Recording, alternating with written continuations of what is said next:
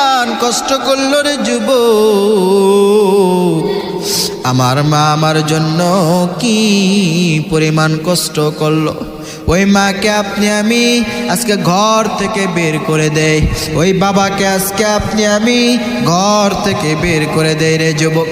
মা সন্তানকে গর্ভের মধ্যে নেওয়ার পর কি পরিমাণ কষ্ট করলো। মায়ে আমার ঠিকভাবে খানা খাইতে পারে নাই।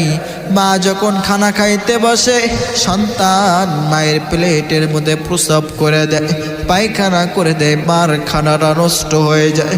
এর সন্তান, এরপরও তো মা আপনাকে আমাকে একটা মারও দেয় নাই।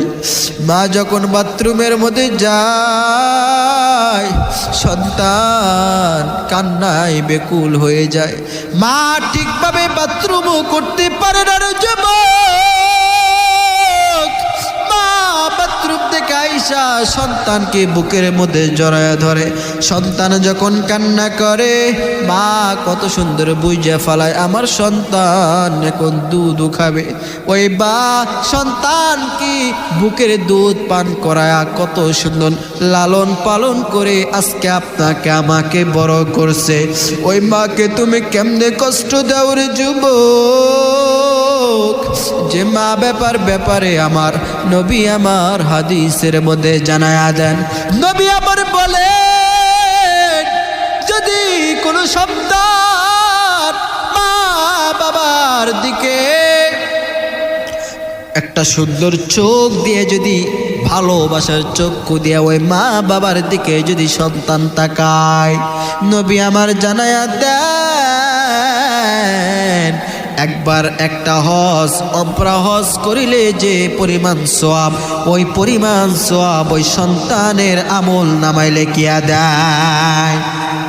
যুবক ভাইরা আমার, ওই মাকে কেমন কষ্ট দিলাম, মাকে খানা দিই না, মার জন্য ভালো বাজার করতে পারি না। ঈদের দিন সন্তানের জন্য মা না খেয়ে খেয়ে থাকে। এর নবীর উম্মতের দল, এর নবীর উম্মত, ও যুবকরা একটু ভালো করে শুনে নাও। সন্তান বাহিরের মধ্যে কাজকর্ম করে, মা বাড়িতে থাকে, মা সন্তানের অপেক্ষায় থাকে। সন্তান আজকে যদি আমার কাছে থাকতো, সন্তানকে নিয়ে আমি খানা খাইতে পারতাম।